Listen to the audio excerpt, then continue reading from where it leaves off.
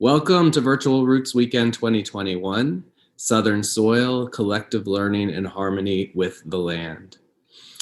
Thank you for joining us, and thank you for bearing with our technical difficulties. As we know, that's just part of our reality right now, so we're gonna roll on through it and get started.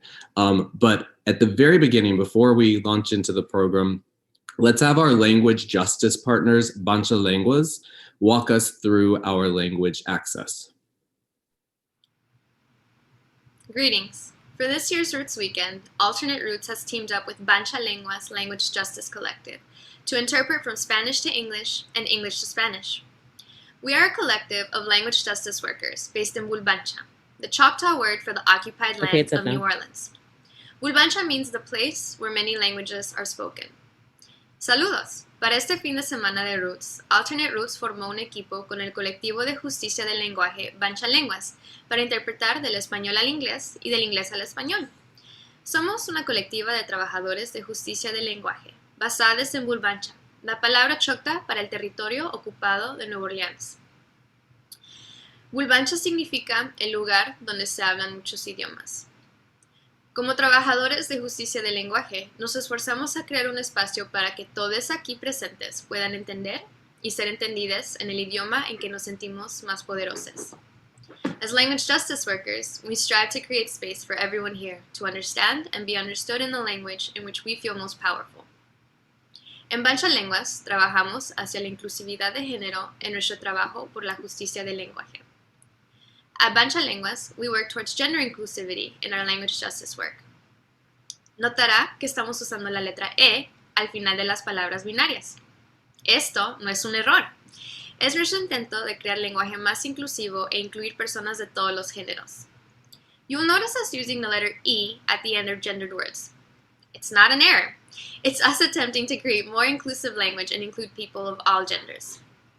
For our viewers watching the live stream, please know that we are providing interpretation from Spanish to English and English to Spanish using a conference call line. So if you need Spanish interpretation, call 559-671-2925 and you'll automatically be able to join the conference call line. You will see the number pop up in the screen and in the chat.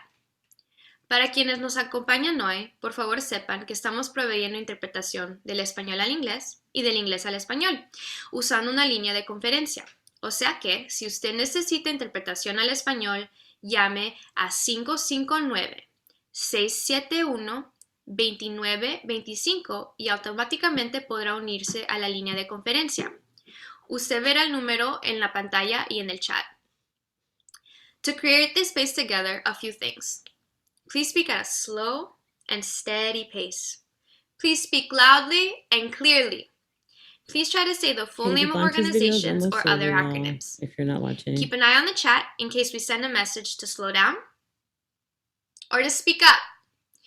Keep your mic on mute when you're not speaking, and if you have headphones, please use them. One speaker at a time. Interpreters can only interpret one voice at a time. We don't want to be in the position of having to decide which voice to privilege over the other. Para crear un espacio juntos, algunas cositas. Por favor, hable a un paso lento y constante. Hable en voz alta y clara. Intente decir el nombre completo de los acrónimos, por ejemplo, de diferentes organizaciones. Échele un ojo al chat por si enviamos un mensaje para que hable más lentamente o en voz más alta. Mantenga su micrófono en silencio si no lo está usando y si tienes audífonos con micrófono, por favor úsalos. Una persona a la vez. Los intérpretes solamente pueden interpretar una voz a la vez. No queremos estar en la posición de tener que decidir cuál voz privilegiar sobre la otra. And lastly, don't suffer in silence. If you have any problems hearing us or the speakers, please send a message in the chat. Y por último, no sufra en silencio. Si tiene cualquier problema escuchándonos a nosotros o a los presentadores, por favor envíe un mensaje al chat. Thank you for your commitment to creating a multilingual space. Gracias por su compromiso en crear un espacio multilingüe.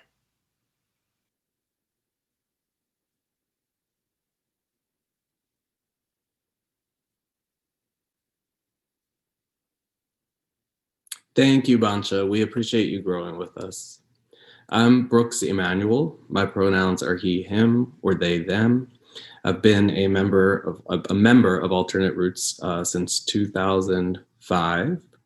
I'm a white man with very fair skin. I have short, light brownish blonde hair and a very short reddish blonde beard. I'm wearing a cream colored shirt with a block print in dark brown. And in honor of our guest tonight, it has a plant pattern bursting through it. The mission of Alternate Roots is to support artists in the Southern US who are working to eliminate all forms of oppression. Alternate Roots is supported by generous donations from our members, individual donors, and funders including Bloomberg Philanthropies, Community Foundation for Greater Atlanta, Decolonizing Wealth Project, the Doris Duke Charitable Foundation, Ford Foundation, Mellon Foundation, the Nathan Cummings Foundation, Surdna Foundation, United Philanthropy Forum, the Windward Fund, South Arts, and the National Endowment for the Arts. We invite you all to be active in the chat stream. If you're having any tech issues, reach out in the chat and we'll have someone assist. And then please check out the Roots Weekend website, which is just rootsweekend.org. That's rootsweekend.org. Join us on Slack and feel free to comment in the blog. We'd love for you to drop in the chat where you're zooming in from. And if you know the names of the indigenous people who are the stewards of the lands you're currently occupying, drop that into the chat too. If you're not familiar with this practice or you don't know whose land you're on, we invite you to learn more about it. There are different places to go, but one website you can use is native-land.ca. Again, it's native-land.ca. And now, along with that, I will read the Roots Land Acknowledgement, which we do at the beginning of all of our gatherings, and which is also available on our website at rootsweekend.org/how-we-gather. We pay our respects to Indigenous peoples, past, present, and future, who are the stewards of these lands. We acknowledge that we benefit from the wealth created from the forced displacement of Indigenous peoples across this continent. We also acknowledge enslaved Africans stolen from their homelands whose forced labor helped to build this country. The ancestors and descendants of these people have and continue to weave the fabric of our culture. As we grow through the work of decolonization, we invite you to learn with us about the lands where we currently live and build relationships at the speed of trust as we move from acknowledgement to action.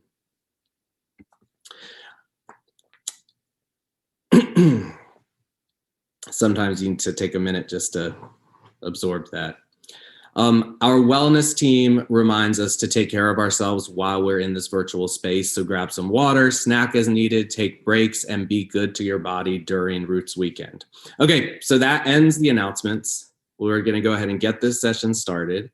Very excited with our first presenter, another long-term rooter who I was very excited to see presenting something tonight. We're gonna get grounded with a video from Vanessa Mercado. Greetings and blessings, Roots Familia. I thank the Great Spirit for bringing us together on this beautiful day. Vanessa here from the Arquicosa Riverlands, also known as Dallas, Texas, land that has been stewarded by the Caddo, Comanche, Wichita, Hosani, Tonkawa, Kickapoo, and many other indigenas. Today I want to share a story with you. Thank you to Soulfire Farm for sharing this story with me and for all the beautiful food justice and farmer training that they have been doing. Before we share in this story, I want to invite us to bring together our collective breath so that we may align our energies across space and time. Let's breathe in together to align our minds. Exhale. Inhale to align our bodies. Exhale. Inhale to align our spirits. Exhale. And one final inhale to align ourselves in community. Exhale. As you listen to the story, I'd like to invite you to ground yourself. Feel your feet root into the ground. Feel your roots growing deep and extending. Feel them extending far and wide across our lands until they find each other. With your spirit eye, see our roots all connecting across the physical distance. Imagine all of our roots deep in the ground, all working together, a network of connection and life. Our story takes place in the forest, where Grandmother Pine Tree was feeling very discouraged. She wanted to be tall, but she had maxed out at 6 feet. She cried, and her tears fell on the forest floor, where mycorrhizal fungi felt them. Fungi was overjoyed because the tears were sweet, and fungi loved the taste. But fungi also felt the sadness in the tears, and so fungi asked, "Grandmother Pine, why are you so sad?" "I want to be tall," Grandmother Pine said. "I can drink the sun, but not the rocks, and I need the minerals to grow taller." Fungi thought about Grandmother Pine's need, and although fungi loved the sweetness of the tears, fungi could not bear the sadness. "I can drink minerals," said fungi. "That's why I'm the biggest organism in the soil. I have an idea." And so they made an arrangement. "I will soften your root tips, where I will enter and wrap myself around you," fungi told Grandmother Pine. "This way, I can have your sweet sugar and can give you my minerals." And so they did. And Grandmother Pine grew and grew until she was taller than the entire forest, and she could see her entire family, all the animals, the birds and rodents and insects and deer and the little plants and the big plants and her cousin trees, and she was happy, for they were all connected and healthy. But one day she grew so tall that she could see across the way to the walking people's farm, and it was too quiet. There was no life, and her standing cousins there were very sick. So she began to cry again, and fungi felt the sadness. "What is wrong now, Grandmother Pine?" "How can I have what I want?" said Grandmother Pine. "How can we have so much, but that land has nothing? I wish you could help my tree cousins, but you cannot get there. We have to do something." And then Grandmother Pine thought of an idea. "I have a plan," she said. And so they asked all the animals of the forest for help. The animals started to bring little bits of their home across to the farm. The nut trees dropped all their seeds at once, and the birds took those seeds. The animals began to find tiny homes and extend their families onto the farmland. The bacteria moved in, and then fungi spread far and wide until the farm was filled with sounds, part of an internet of exchange and life. Grandmother Pine felt proud with a life well lived. Many years later, the farmers' children and grandchildren came to Grandmother Pine to give an offering of thanks for the food and medicine that nourished their families and communities and kept them healthy. Fungi sacrificed a little piece of themselves so that they could tell one of the children, "Grandmother Pine and I do not stop giving, and so you should not stop giving thanks. Please come back every season so that we may share in your thanks." They made a promise to Grandmother Pine. They would return with offerings and songs every season. And they did, and the grandchildren brought their children, and their children after that, and their children, and their children, and their children.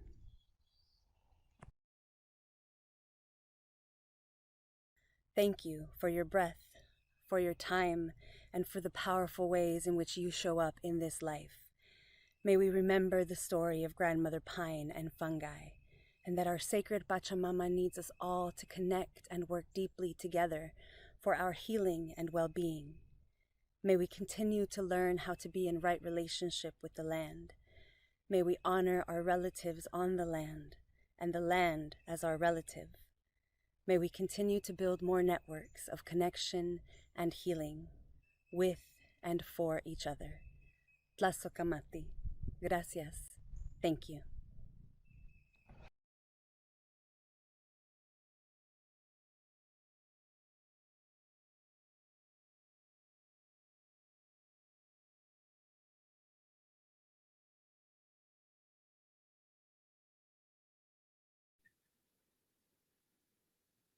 Thank you so much, Vanessa. No matter how Roots convenes, whether in physical space or virtually, we do so under the guidance of our community agreements. We'll drop the link to our community agreements in the chat now for your reference. Our gender equity work group reminds us all to change our profile or chat name to include our pronouns. Remember that it is all of our work to create a space that is safer for our trans, non-binary, intersex, gender non-conforming, and two-spirit comrades. Gender ambassadors will also be present throughout the weekend to support us in this, and they'll be designated by 2 asterisks in their screen name. I'm actually a gender ambassador myself. I'll be adding those asterisks in the next part of the program. And I am also realizing that when I introduced myself, I forgot to say where I was from. So let me again say I'm Brooks, and I'm on Muskogee land in Atlanta, Georgia. Next, I'm excited to introduce Tiffany Payette to perform one of her poems for us.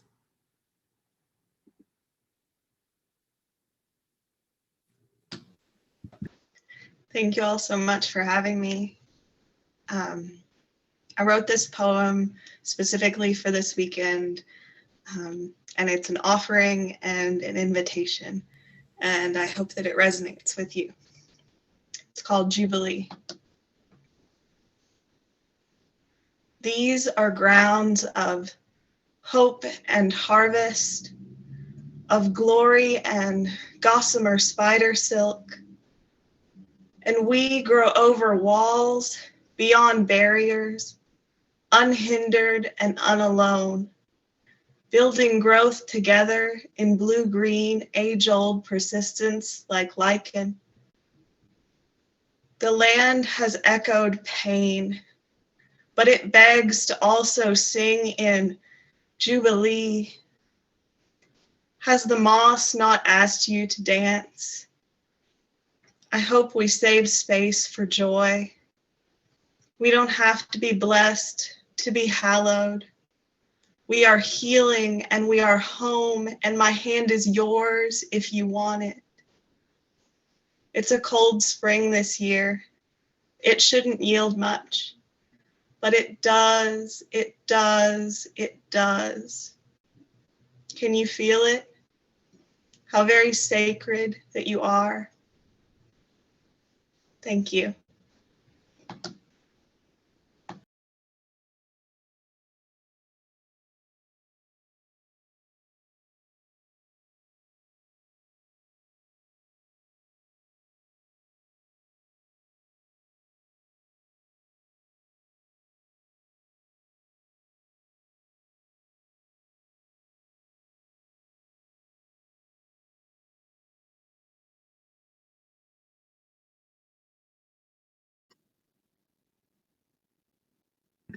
Thank you so much for that, Tiffany. And with all of that, we're now ready for Growing in the South. We've got a really exciting lineup, I think, of small farmers here to talk to you about their experiences. But they're going to be introduced by the facilitator of this panel, Hanifa Schultz-Bey. Since 2016, Hanifa, who uses the pronouns she, her, or Ella, has served as Project South's operations director.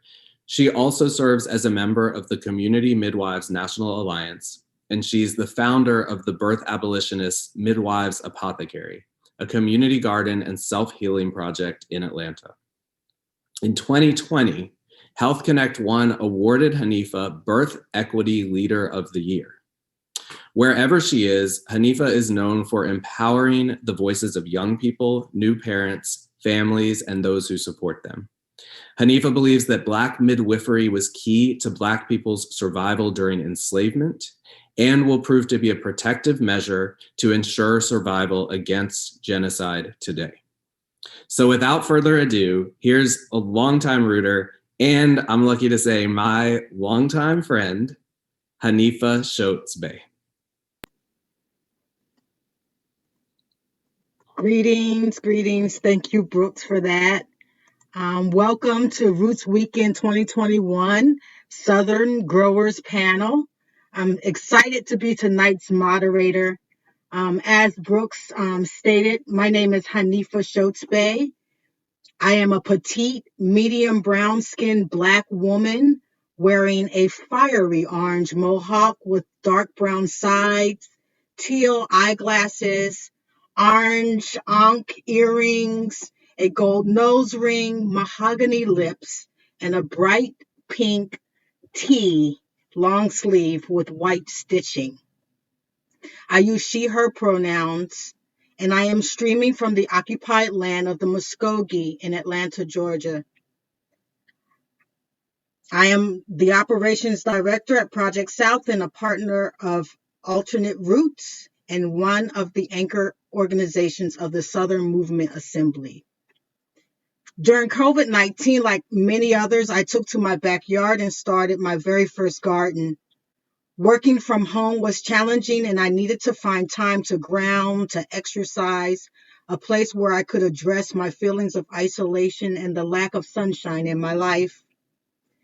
Getting up early to water and tend to the garden became my morning meditation. Questions from friends about why I chose what I was growing led to long conversations about food choices and my health, and eventually to the creation of the Midwife's Apothecary, an emergent community garden and self-healing project to address Black maternal and infant mortality in Atlanta. In tonight's conversation, we'll be talking to folks with a myriad of experiences from growing in urban and rural settings on larger and smaller scales, and both with and without any sort of institutional backing or funding. We will break the conversation up into 3 parts. The first group will talk about large land projects, and then we will talk with a group of smaller growing projects and DIY gardens. After which we'll come back together and have a conversation about sustainability. Group 1 is a group of Mississippi farmers who are working on different large land projects. Working on land projects in the occupied lands of Choctaw in Mississippi. And can I just say that Mississippi is doing some dope shit? Oh, I probably shouldn't have said that word. In this group, we'll be talking to homesteaders like Felicia Bell, a 4th-generation farmer born into agriculture and a founder of RD&S Farms, LLC in Brandon, Mississippi. Felicia is fascinated by traditional agricultural strategies of all cultures, especially African farming methods and techniques. Felicia, how you doing tonight? Welcome. Welcome. Thank you. Felicia, can you tell us a little bit more about yourself, how long you've been farming? Yes, thank you for having me. Basically, I've been farming, as it said, my whole life, really born into it. So actually, I would say a little over 40 years. So I would say starting around the age of 7 and 8, I've been farming and learning how to farm with my grandfather. That's where this all began. That is beautiful. A lifelong farmer. Yes, definitely. And then our RDNS farm is name is derivative of my sons. It's named, I have three sons, and my first two, the RD is for our Daniel, and the S is for Salu. And so I've been doing this for a very, very long time. And I also train farmers around the country, started in the Southeast. Often people shy away from farming, from growing, homesteading, because of the amount of work that it takes.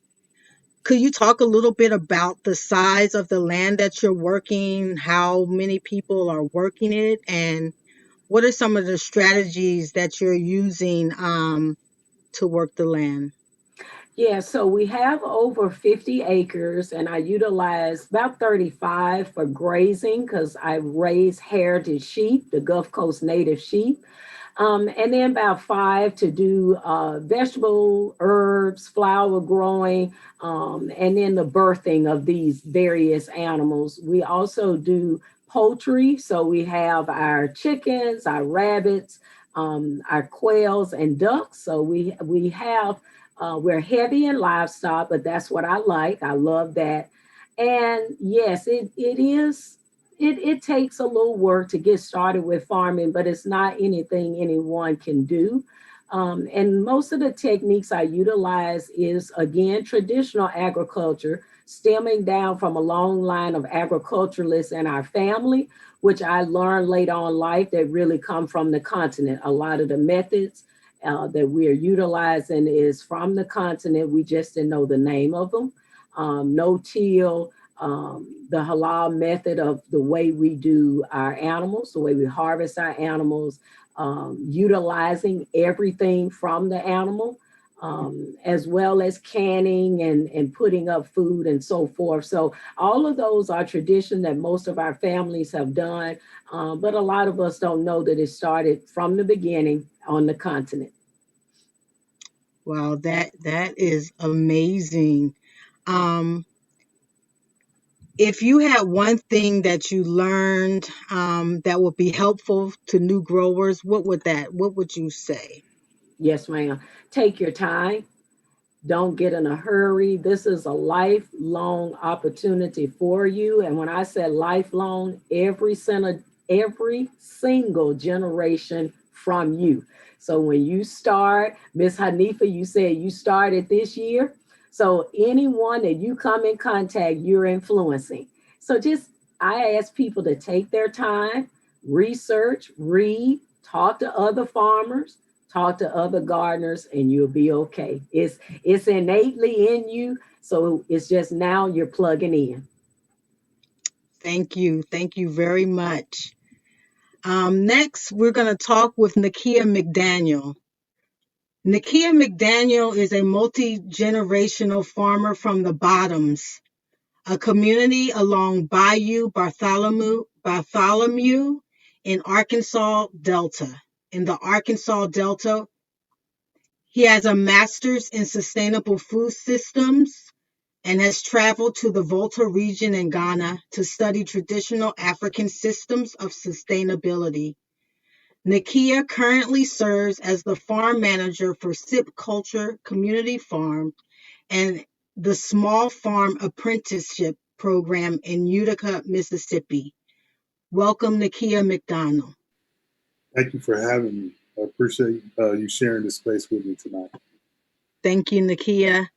Can you tell us a little bit more about your work and how long you've been working the land? Oh, where do I start? I guess I'm like Sister Felicia. I've been doing it all my life. I grew up in the Delta.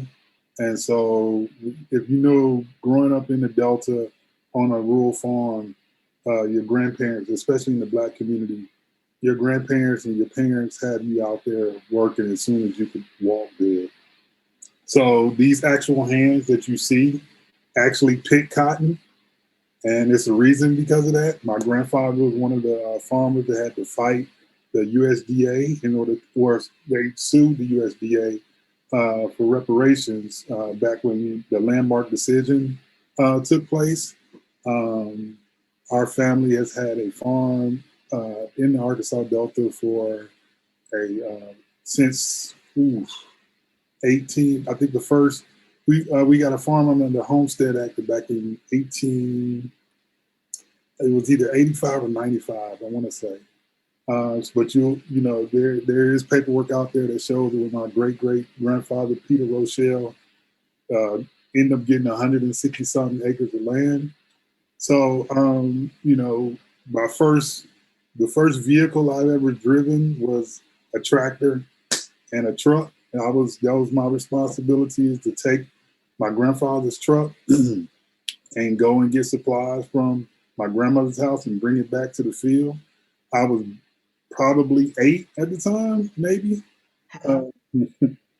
But a lot of the in your adult life, you have these full circle moments where you'll get away from your lifelong passion. For me, I went to college. I was in the military, and my wife just so happened to go to this class with Habesha in Atlanta, Georgia. But they were doing a project in Augusta, Georgia. Okay. And she was taking these classes, and she was like, "Well, do you want to come?" And I was like, "No, because I want my weekends, because I got to grade papers." I was teaching at the time. And so she kind of tricked me into coming to the classes at the end. And so I fell back in love with organic ag and sustainable ag. And I ended up leaving the classroom and going get my master's. We ran a program in Augusta, Georgia called Growing Growers, New Farmers Trainer Program, where we was training people that were interested in new beginning farmers on sustainable ag and organic ag. And I did that for a number of years. And then I ended up working in Texas, which I just recently left, at a food hub called Farmhouse Delivery, where we were working with local farmers in a 100-mile radius to bring the local food in the Texas area to the community of Austin, Houston, Dallas, and San Antonio. And then I ended up hearing, people from the Augusta community contacted me about this opportunity with Sip Culture. And it was like a match made in heaven. So now I'm here in Jafrica. You call it Choctaw land, but I call it Jafrica for a reason. Jafrica, and it's part of the American Congo, part of this area where I actually grew up from, close to it, at least. And so I'm back here, and we're running a apprenticeship program called the Small Farmers Apprenticeship Program, where we're training new beginning farmers that's from this area on sustainable farming techniques using permanent raised beds, no-till. Same as Sister Felicia was saying, techniques that we were using back on the continent. These were techniques that I went and studied. I saw the 1,000-year-old farm, the thousands of years old farm in the Volta region that was hand dug out, and they were using permanent raised beds to grow their crops there in sand, I must say, with chicken manure, which was below the sea level, which was for a reason. I wish I could show y'all pictures of it, but it was beautiful to see. But that was also my ancestral homeland. So it became also full circle, and having that experience there and learning the techniques there, which I brought back here, which we use on the farm today. So yeah, that's a little bit about my background. And I'm excited about the work. We have 3 apprentices right now that's in the pilot program. We're building out infrastructure on a 17-acre farm. Right now, we have probably about 1 acre in production because we're just getting started. But our intention is to have the full 17 in production in the near future. So, yeah.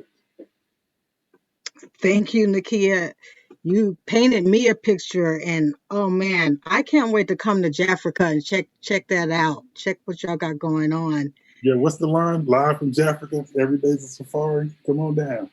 Okay, now you ain't gotta tell me twice. I gotta be there. I need to take a vacation anyway. Well, you won't be. It won't be a vacation because we're gonna put you to work. There you go. I'm not shy from work. I'm not shy about working. Yeah. I need to connect you with my wife as well. She's a midwife. But anyway, I'm sorry. I'm taking time from the panel. It's all good. It's all good. It's all love. Yeah. So next we're going to be talking with artist Bernie. Artist was born and raised in Van Cleve, Mississippi, where his family goes back to 1735. Wow, 1735. Artist is the executive director of the Cosmic Poetry Sanctuary and a member of the Mississippi Food Systems Fellowship. Artist is an avid forager and a radio show personality who uses the love of spoken word to connect people to Southern soil. If you're lucky, you might get to check them out on the air at SLI 93.9 in Slidell, Louisiana. Welcome, artist Bernie. Hey, thank y'all for having me. How you doing this evening? I'm doing all right. Can you hear me okay? Yep, I can hear you. Okay. Great.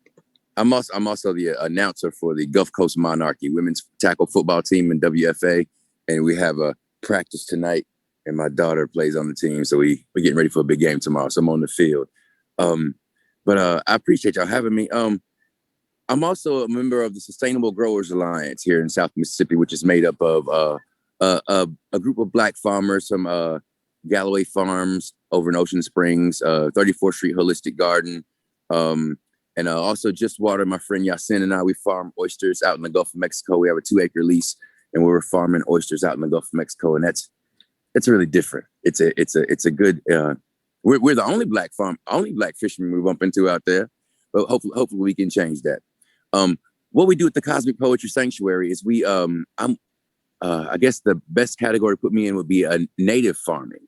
We do foraging tours, where we take groups of people out into the native wilderness, out into the forest, in the woods, and show them how to identify plants that grow native, what's edible, what's medicinal, and how to use them. And we have herbalists come from all over the coast.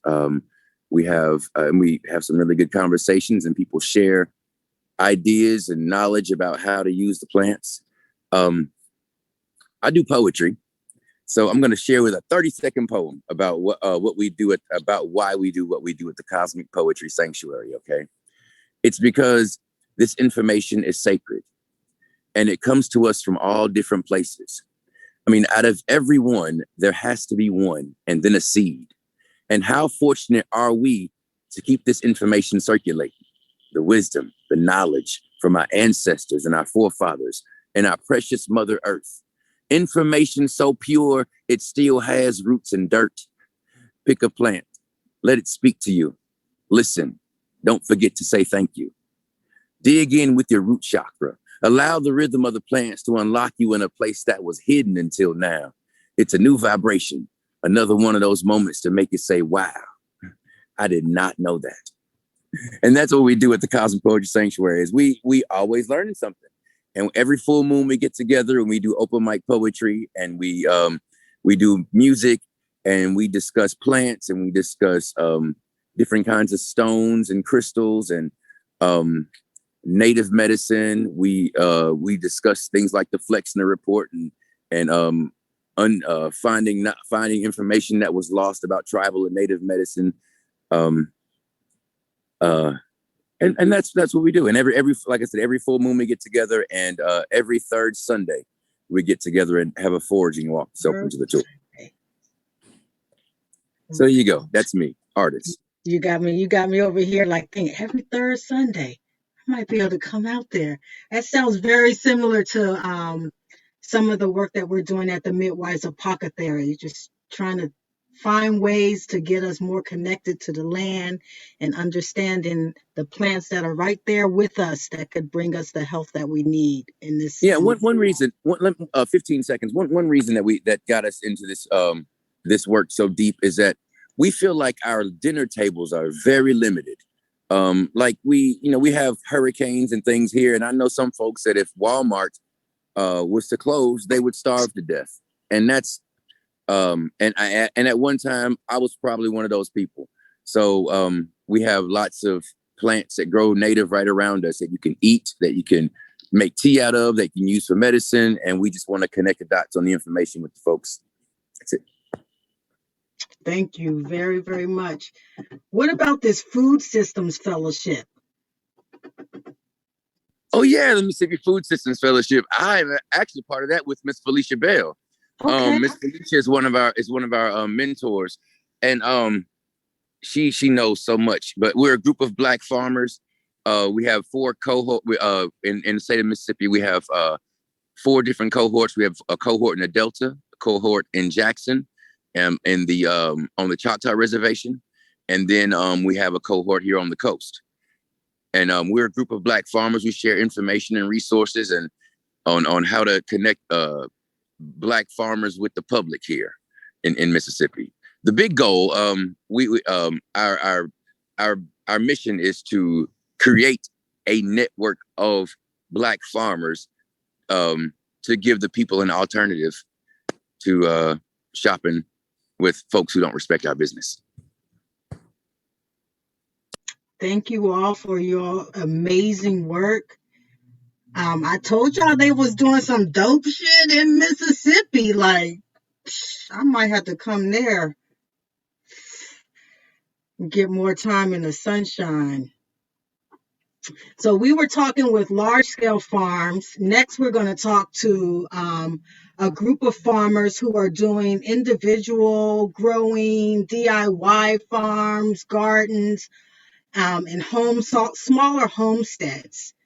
These growers hail from the occupied lands of the Muskogee in Atlanta, the Catawba and the Lumbee in Charlotte, North Carolina, and the Akokosia, and I probably said that wrong, and in Houston, Texas. And I'd be remiss to say that I'm just like naming a few of the people from these lands that we're talking of. First, we're going to speak with Mariposa Tejada. Mariposa Tejada is an Afro-Caribbean queer poet, land and water protector, direct action trainer, and community gardener. They believe in the importance of growing relationships to food and medicine as a means to reconnect to our ancestors. Greetings, Mariposa. How are you doing this evening?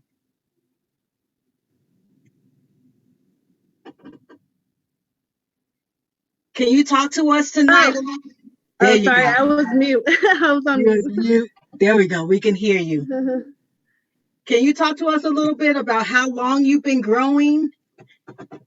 Yeah. So I've been growing for about over 7 years. I got introduced to like medicine making through my mom and my grandmother and my aunts. But I've been growing mostly in Texas for the past 7 years with like nonprofits, with like children in elementary schools, and also the last nonprofit I worked for was working on an urban farm with over 72 beds. And then also just volunteering and helping people start gardens in their yards, or like supporting people who are getting into gardening. And right now I am trying to start more like a backyard garden in my home, which is just hopefully it'll be like 10 garden beds or so, for like queer and trans like BIPOC folks who live in the area. So yeah. That is beautiful. That is 10 in the backyard. You must have a big backyard.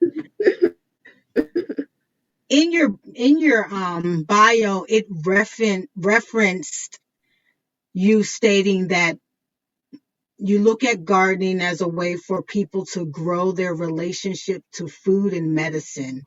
And as a way to connect to our ancestors. Can you talk a little bit more about that? What does that mean to you when you say that? Yeah.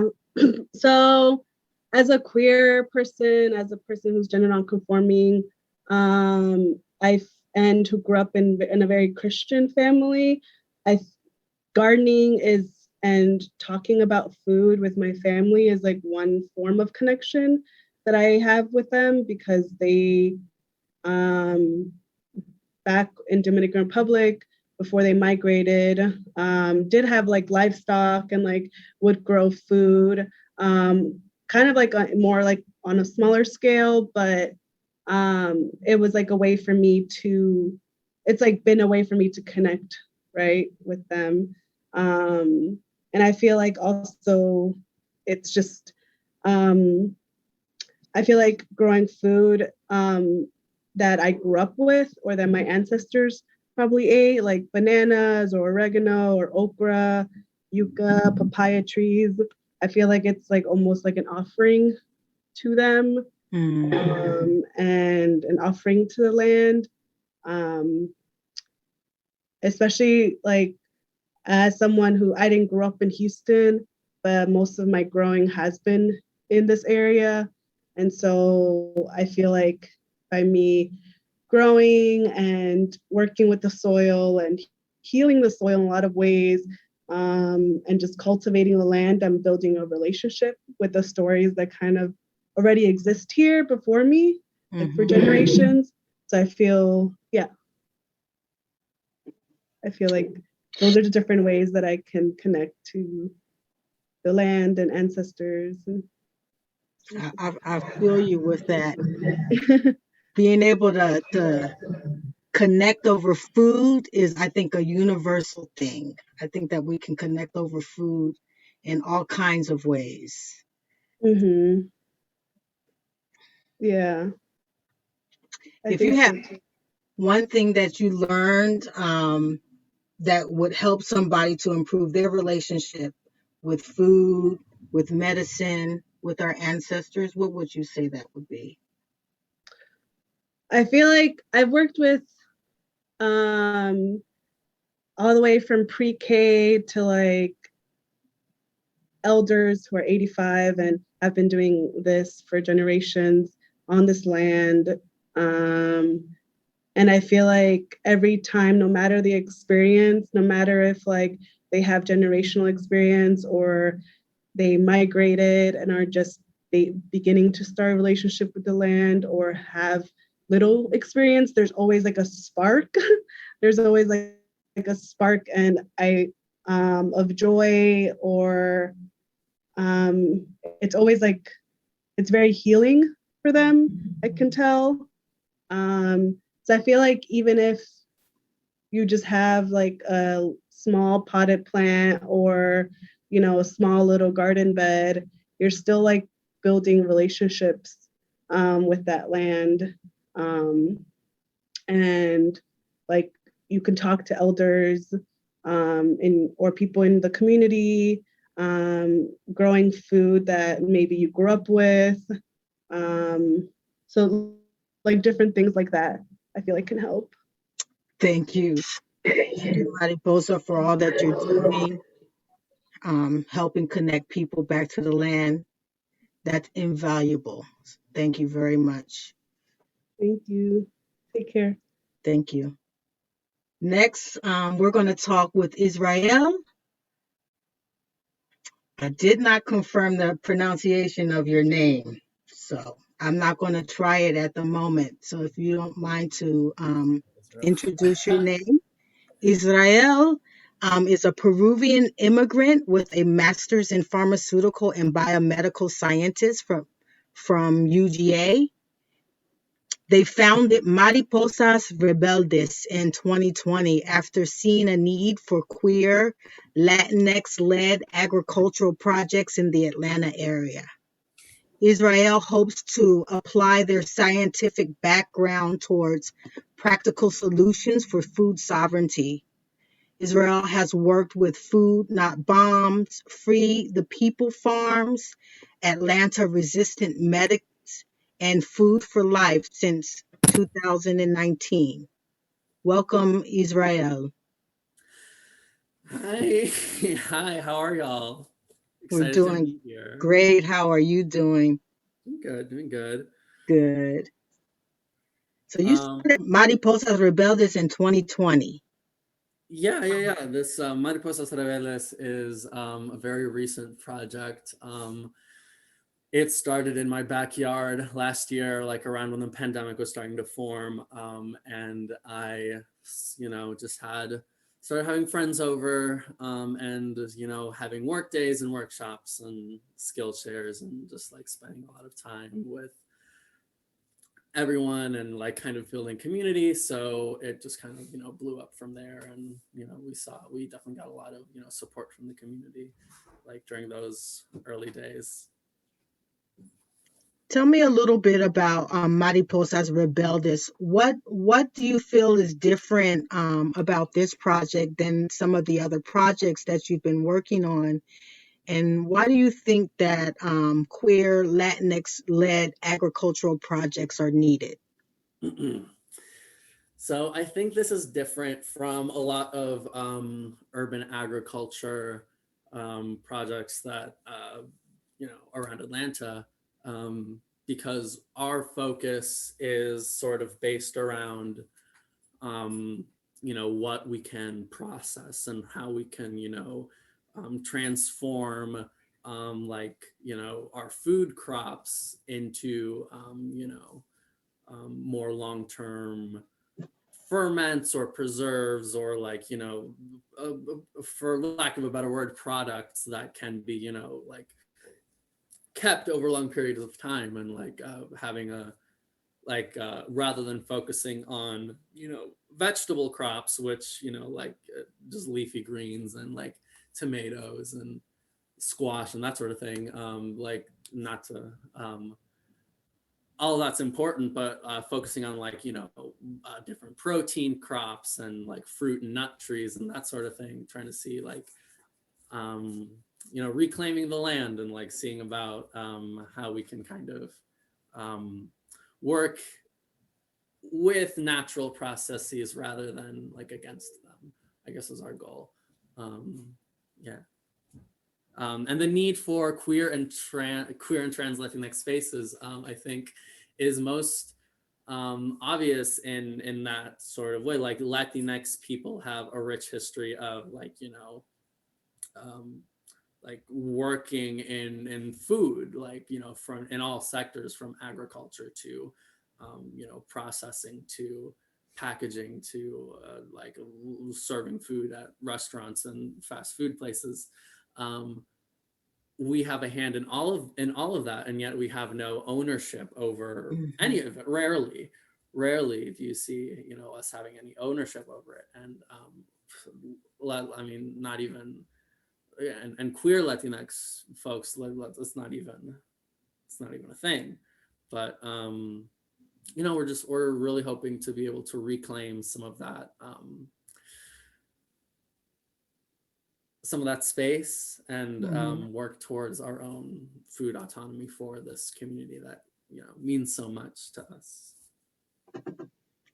If you had, and you have it in this space here, to ask a person who had been working land for more 10 years or more, just to say, what would be a question that you would want to ask them?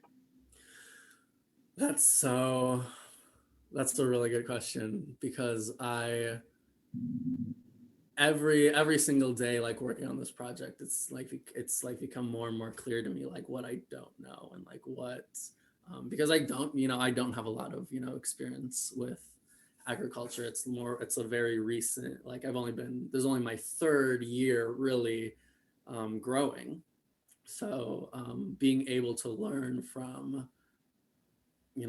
my elders and like my mentors has been really, really valuable. I guess if I could ask the big question for me, for people who do this kind of stuff long term, is like sustainability, like physically in your body. Like how do you maintain that, because even in the few short years I've been farming, like I can already feel myself like starting to creak up and like just kind of, you know, be a little stiffer in the joints. So I can only imagine with like years and years of doing that, like, you know, doing that, like figuring out like how do you practice self-care with such like with such a manual labor forward job? Like how do you like sort of deal with that, like with stretching or massage or yoga or whatever? I would, yeah, that's the thing that I think I could really benefit from personally, as well as community, because I mean, it's I feel like, you know, opening the space to make like not just self-care, but community care of your body, like figuring out a system where we're all taking care of each other physically. That would be something to really talk about, like figuring out a system of doing that. I don't know. Now, you say that you've been growing for 3 years, and I'm just going into my second year, my second growing season. What would be one thing that you would share with me or impart with me to help me continue to move forward? Oh, what would I guess the main thing for me has been just to keep trying. You know, if like you don't, that's the hardest part for anything, is like, you know, starting it, just like getting the motivation to, you know, get up and do it and like learn how to do it and like do the research and like plan. But like just I really like to take a philosophy of just jumping into it, like doing, like just trying it, and if you like fuck up, then it's okay. And then you can just try again next year. You know, it's not a big deal. Well, thank you. That's what I did. I jumped in. I planted watermelons, and I probably planted them too late. By the time that they really started growing, like they took over my yard and was really beautiful. And it was 2 watermelons that I grew. Like they were like really tiny. They were cute. I'm gonna try again and see what I can do this time around. Exactly. Thank you very much for sharing with us. Our last grower tonight is Blue Lewis. Blue Lewis is a Black queer parent, organizer, and alchemist who is dedicated to ensuring the value of Black people is inherently valued in our lifetime. They are an organizer for North Carolina's Black Leadership and Organizing Collective and the Movement for Black Lives. For Blue, growing and gardening is an act of resistance and joy. Let's welcome Blue tonight. How you doing? I'm doing well, Peace. How are you? I'm doing well. I'm looking forward to hearing from you. Tell us a little bit more about you and the vision that inspires your work. So I'm a community-based organizer, and sometimes I don't actually get to do the alternatives because I'm building infrastructure. And so one day I really thought about, how am I practicing the world that I want to exist in and the role that I think I'm going to have when the inherent value of Black people is actualized, because we will see it in our lifetime. And so I started to think about, how could I actually take that and practice it now instead of waiting for a hypothetical to come? So that way I'm always creating the reality that I'm working to fight for every day. And so that kind of sparked my, just desire to be growing and building community around sustainability and like just doing what we need to do. It's also a way for divestment. It's a small little way to divest from the system when we talk about like defunding the police and divesting from these big things, to the folks that I grow up with and love and in a community with. Sometimes it's very scary, like, but how are we going to eat? And I was like, oh, we got some seeds, we got some soil, we got some land, and so that's where it started from, really. So what's your connection to Southern soil? What's the size of the land that you're working? So I think my patio right now is 10 by 10, if that, 10 by 20. I have a corner lot of an apartment complex, a townhome. And gratefully, I'm on the edge of the apartment. So they have those faux bushes. And I've also taken over like outside of the patio space. So I'm like, when are we going to reclaim this? I'm also right in front of like a large green space that is not being utilized very well. So I'm starting to think about what structures could I put there that they can't easily remove. So that way, whoever comes in and out of the community will have a place to garden if they so choose to. And also there's a lot of young children who like come and walk into my garden, or like it's folks are always talking to me. And so like having a more like public space for folks to actually put their hands in and like play around with feels very important to me, but it's not very big. I started growing with milk crates that I used to drive around Charlotte to the supermarkets and find them, using some landscaping cloth and some soil from a big box store to just start growing. Because it's like, we can't be limited by what we don't have, right? It's like, how do we think about and being grounded in an abundance mindset? And so whatever space we have is a space that we can grow inside of. That is so very beautiful. How many people you think you feed off of that little small plot? So me, my daughter, my partners, my friends and community members. So I would say at least 10 people. But I gift a lot of it away. And especially when some neighbors just walk by and be like, what you growing? I'm like, well, do you want some? Sometimes I don't even know their names. So I think at least 10 people, and then grow up for whoever just stops by and like, hey, I want some. Gifting is beautiful. I mean, otherwise you probably have stuff that would just sit and not go, or go bad, go fallow. Yeah. I had to gift a lot.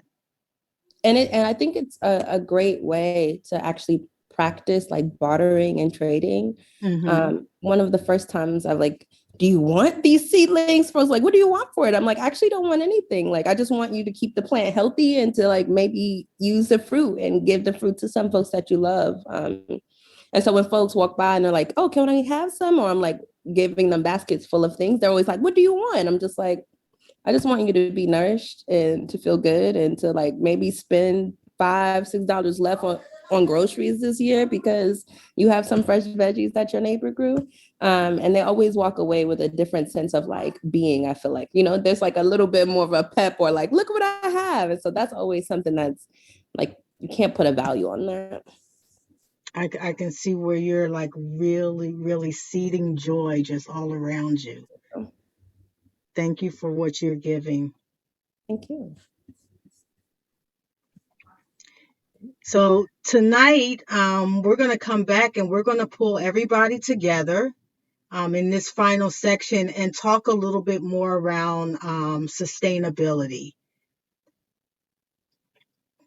I asked the question to several of you all, but this is a chance for us to have a little bit more of a dialogue around lessons that we've learned, things that we can share with each other around sustainability, practices, ideas, things like, I had one question that I had was like, is spacing between plants really important to the success of a harvest? Like, when we're thinking about growing and doing it over and over again, what are some of the things, what are some of your practices that you've used over and over again around sustainability?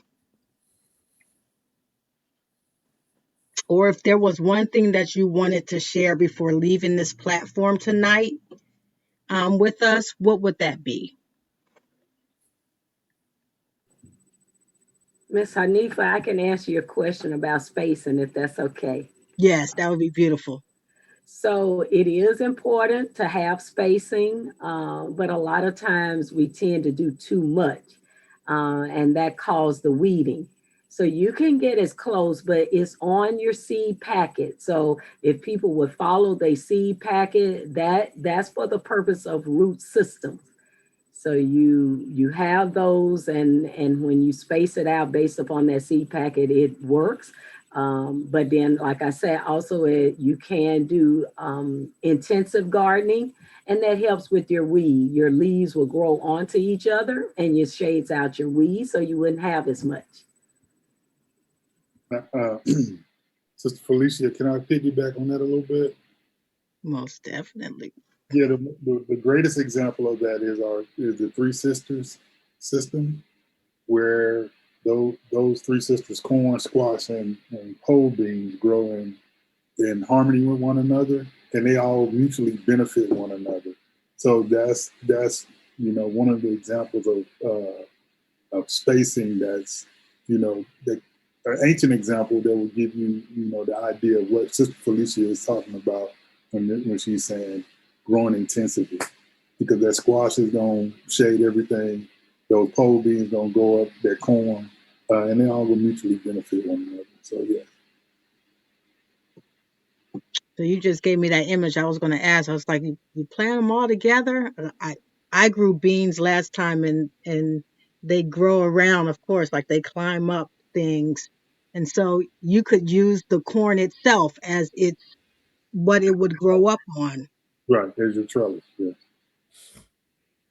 This year, I'm trying out the square foot gardening method since I don't have a lot of grow space, and also building my own trellises so that way I can maximize. So some of the square foot, I have like a tomato plant, but then I also have cucumber growing up the trellis, which will help to provide shade to my tomato plant when the sun starts to burn the leaves, but also be able to like continue to give us fruit. And I also use a lot of like food grade buckets too. They're easy to move around the yard. And once a crop is gone, then I can just replant something back into it without actually having to do too much for turnover.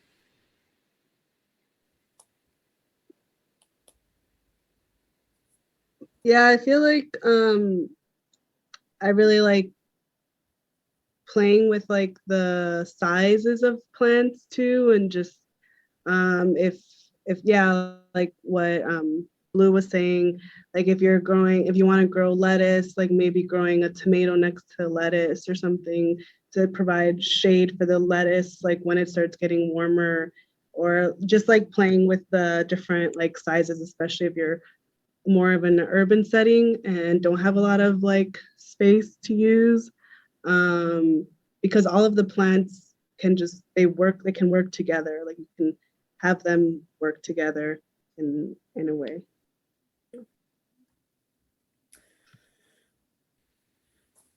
Yeah, I agree. I agree with all of that. I have so much trouble with spacing. Sometimes it can be a little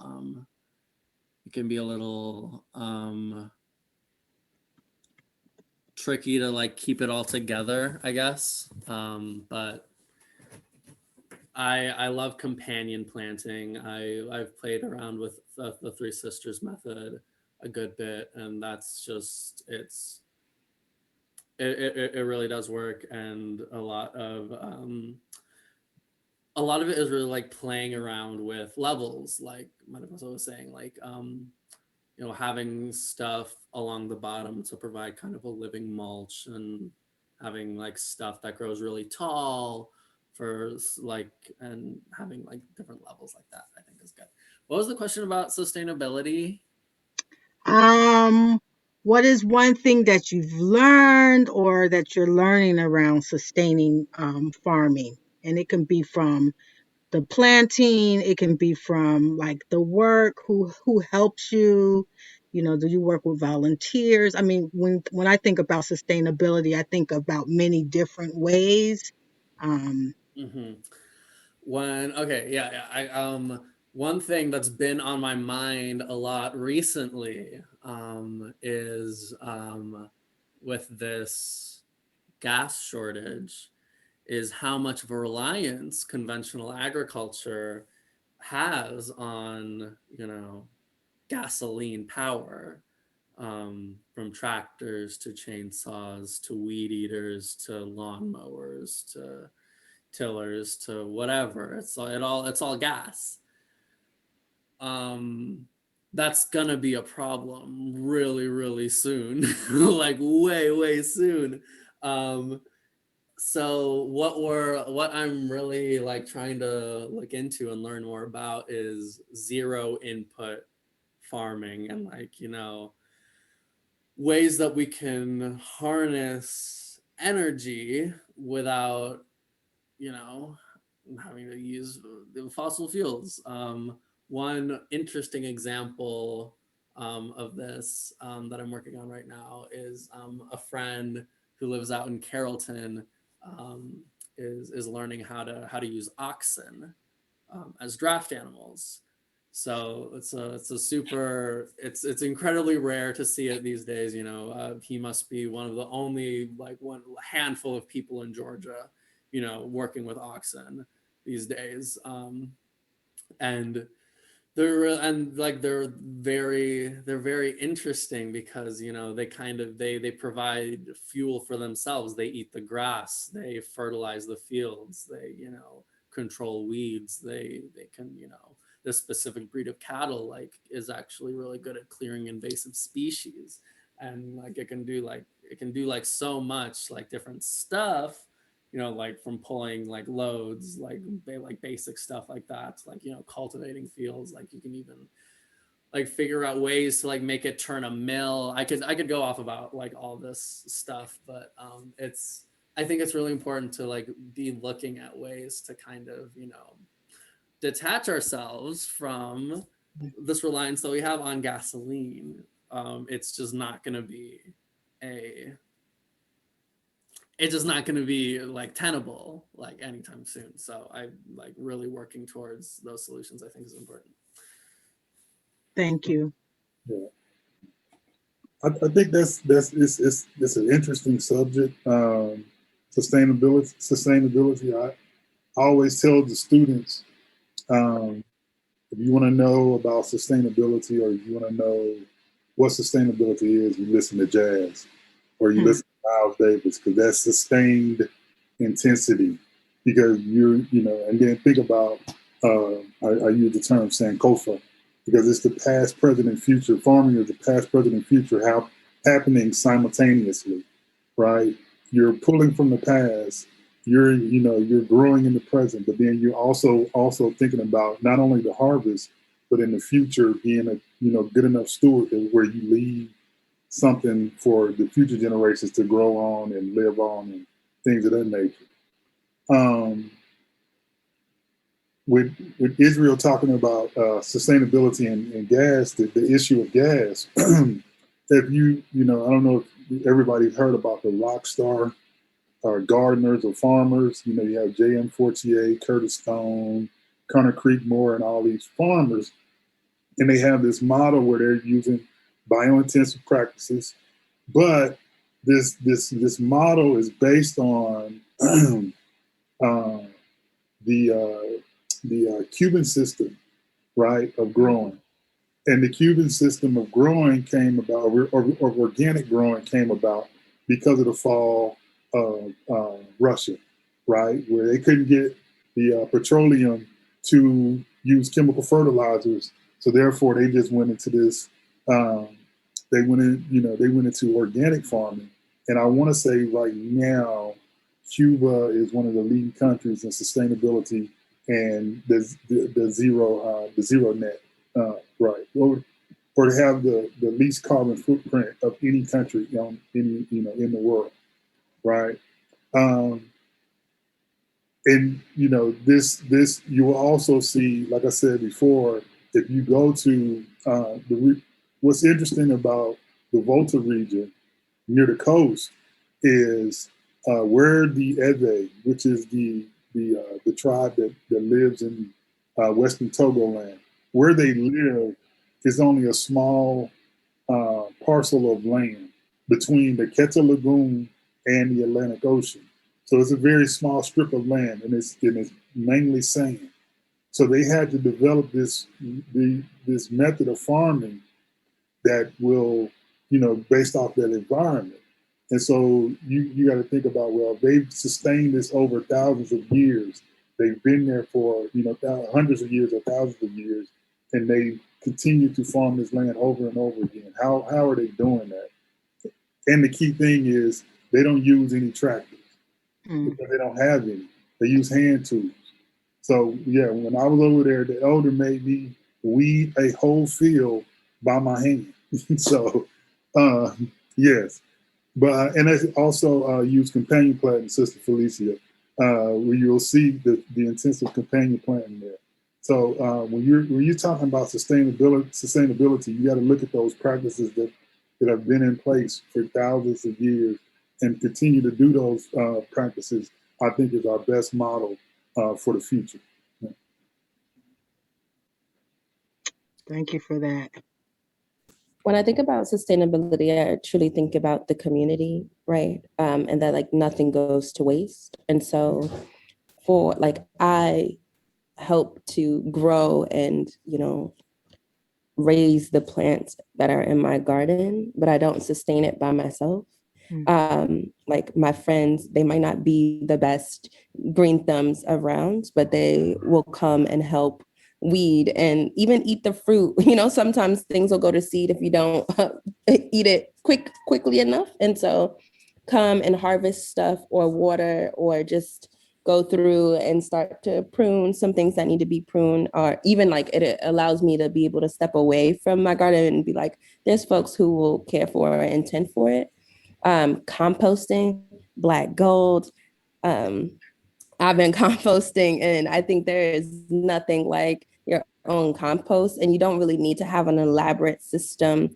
You talked about watermelon taking over your garden. I was eating watermelons that I brought, and I threw it in the compost and wound up growing like 10 or so baby watermelons, just because the soil was so rich. And even now, like, I still have issues with all of the seeds that I throw in the compost by accident coming up, right? And so think about divesting from big box stores. Like folks always want to run out. It's summertime. Like everybody go to Home Depot or Lowe's and get their plants. It's like you could buy a pack of seeds from your local nursery or seeds from your local nursery, which is also supporting a local business and folks who are growers who are most likely not using like too much pesticides and chemicals, who are not killing bees, and just think really like starting small, like what are the sustainable things that we could do to start shifting into a culture of not disposing of everything. Like all of your food scraps have a place. All of bones could even be changed into something or given to someone else who has the ability to grind them down, right? So just think about like, who are the folks in our ecosystem, our own ecosystem that we're creating in our communities that will help us create biodiversity, just like the same way our gardens have to have biodiversity. I just want to jump in real before, like, I'm sorry. Hey, Miss Felicia. I'm sorry. Sometimes whenever we grow things, I have a garden. I'm not an elaborate gardener. I'm still learning the gardening side of it. The traditional gardening side of it. But we do hold classes on weeds. Like once your garden has given you whatever you want from it, whether it be collard greens or whether it be corn or something. Sometimes we have weeds left in our garden, and all of those plants have a personality. Okay. And some of those plants are edible. Some of those plants are good for you. I think if we took time to learn about some of those things, it could really expand some of our understanding of how we can maximize our garden space. And also, I heard a sister say about folks going to Lowe's and Home Depot and stuff like that. Tell you a little trick. You can buy plants with EBT, right? So I know some folks that, buy plants with their EBT and they start their entire garden off of their EBT card. Nice. That's a way to expand. Only thing I was going to add was perennial everything. So that's the way I sustain, and I learned that over time. Just perennial vegetables, herbs, everything. And then you don't have to worry. You just got to maintain it. And Brother Nakia, I worked in Northern Ghana in the Winchi Tan community. Okay. So yes, sir, it's very powerful to learn our ancestral history of agriculture, and that's for everyone. You learn where you came from and how your ancestors ate. That will be able to heal you as well here, no matter where you live in the world.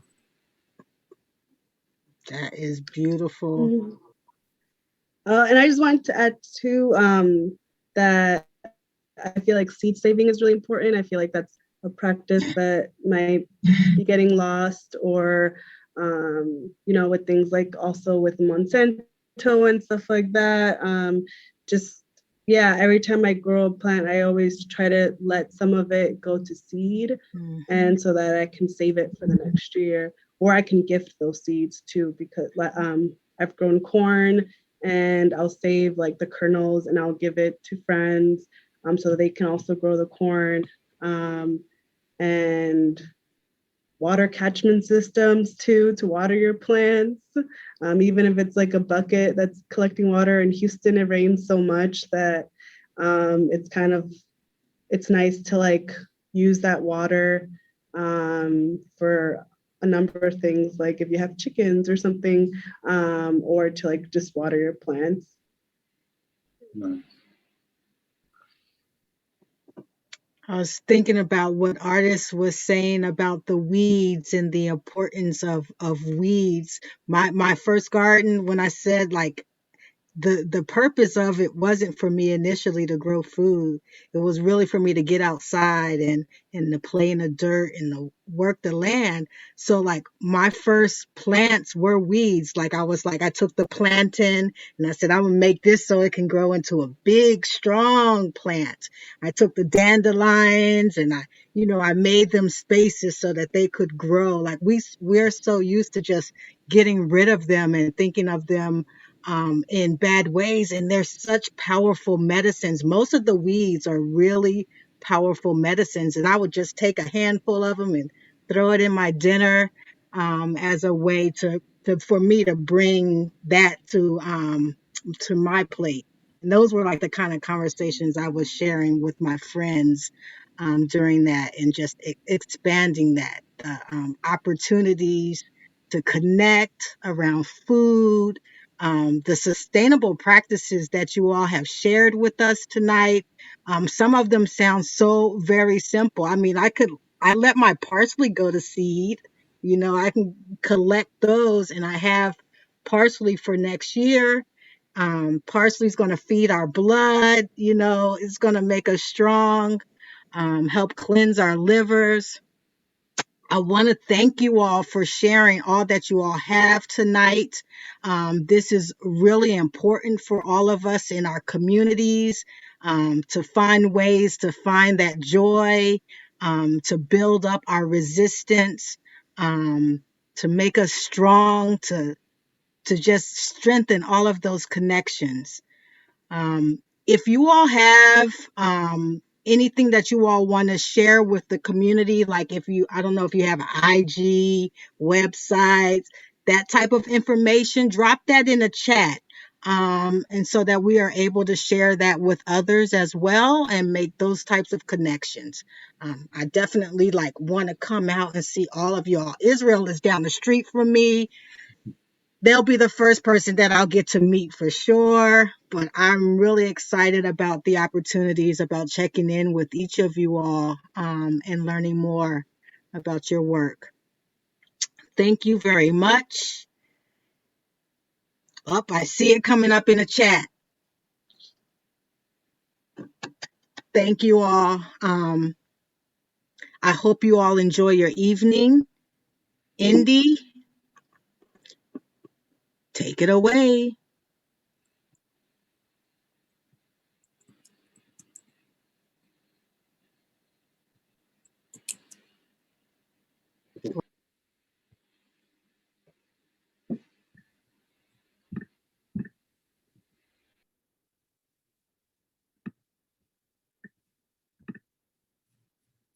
Okay, I'm not sure y'all can see me right now.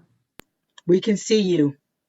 But I'm gonna go ahead and start talking because I think you can hear me. Thank you so much, Hanifa. That's Hanifa Sotzbeh. Thank you, Mariposa Tejada, Nakia McDonald, Felicia Bell, Israel Tordoya Henkel, artist Bernie N. Blue Lewis. And thank you to all the presenters from the rest of today, to the tech team, to the interpreters, to Roots staff, to the XCOM, which is the executive committee, and to all you rooters and visitors, or rooters or soon to be rooters, for visiting us today. I have a few announcements, but they're important. Please stick around for just a few minutes. There are a few of them, but I'm gonna make them very quick, but very clear. All right, so here we go. Porch sitting will be held after each session. Porch sitting is a time for us to connect and chat post-session in a virtual space. We'll use the same Zoom link each time, and that is being dropped in the chat now. If you haven't been to the Roots Weekend microsite, which is rootsweekend.org, that is also being dropped in the chat now. That's where you can go to find out everything about Roots Weekend. So the live stream links, the schedule, the Southern Tongue virtual art gallery, our community agreements, which we read earlier, a live blog, and other information. So please go there for all of your questions about this weekend. Please also check out the Roots Slack. If you have questions about Slack, the tech people can help you with it, but it's a digital place for deeper engagement. You can stay informed once you join the Slack. There's the hashtag Front Porch channel. That's the main channel. It's Front Porch channel. Or you can make your own channel about whatever topic you want. And you can join the Roots Slack from the link in the chat, which should be dropped there now, or also that's on the microsite. Okay, so hopefully you've already registered for workshops this weekend, which will also be on Zoom. If you haven't, go to the microsite, check them out. Tomorrow, we've got a couple workshops. One that I know is really good, because I was there last year, is Deconstructing Gender with Spirit McIntyre and Ryan Crane. And then Nahazan Pigments, The Art of Natural Pigment Making with Marlena Robbins. Both of those are happening tomorrow, and they're both happening at the same time. So you're gonna have to choose, I'm sorry. But they're 1 to 3 Eastern, or 12 to 2 Central, or whatever other time, whatever other time zone you're at around the world. If you have a workshop or conversation that you want to host with other Roots Weekend participants, you can do that. And we would encourage you to please sign up for a self-organized space. Staff will get you set up with the Zoom link for chat. And then tomorrow night, we have a Roots favorite, which is virtual late night. If you haven't experienced a late night before, check it out. It's super interesting moving into the virtual space, but it will be a virtual open mic. If you are interested in performing, that link is getting dropped in the chat right now as well. Just a couple more things. There is, of course, because how could there not be, a Roots Weekend playlist on Roots Spotify. See the link in the chat. Or you could just go to Spotify and find Alternate Roots. We will be back in virtual space with you tomorrow morning, Saturday, May 15th, for a healing and wellness session. That's going to be Artful Grounding with the Healing and Teal team. That's going to be from 11 to 12 noon Eastern, 10 to 11 Central. Again, 11 Eastern, 10 Central. Okay, I got one more thing after this. Don't hang up yet. I'm going to tell you to rest well, take some deep breaths after this to process all this good information, and then come back in the morning. And I thank you for coming today. We hope to see you again tomorrow. And now, last thing before you go, we've got a special announcement from Rooter Stephen Clapp.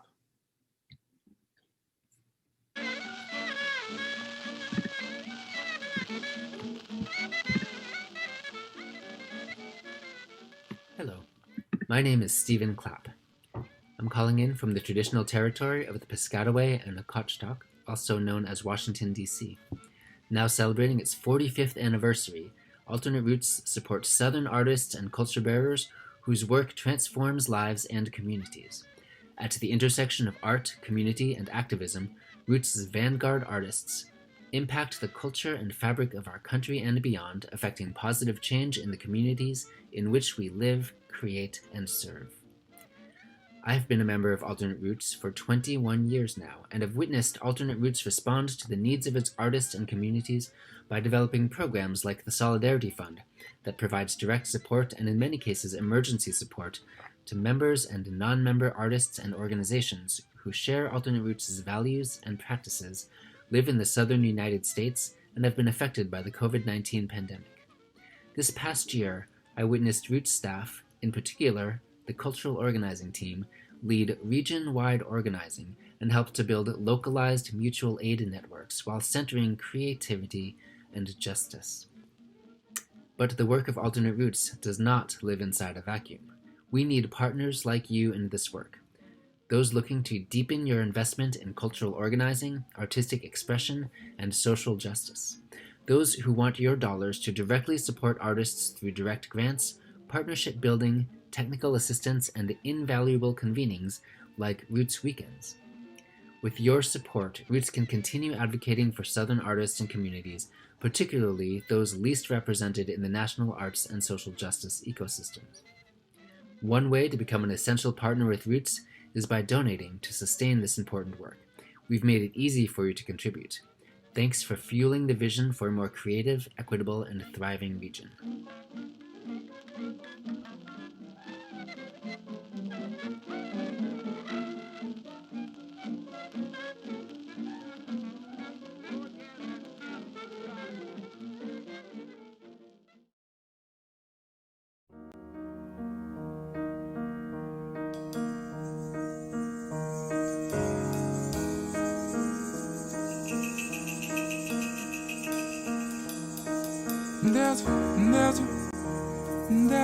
There's a fine line, baby, I'm on it.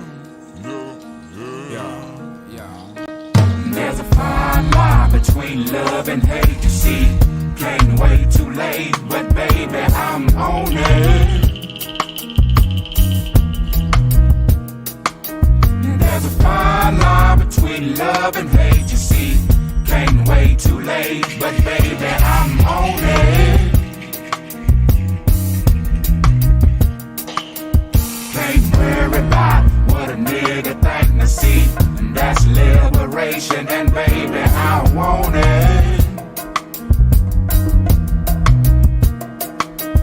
Can't worry about what another nigga think. Now that's liberation, and baby, I want it. Thanks everyone for coming. Many times I sit back and contemplate. I'm like 80% sure. But I'm telling my story. My relationship with my folks is give and take, and I done took so much, not giving my glory. To have a choice to be who you want to be is left up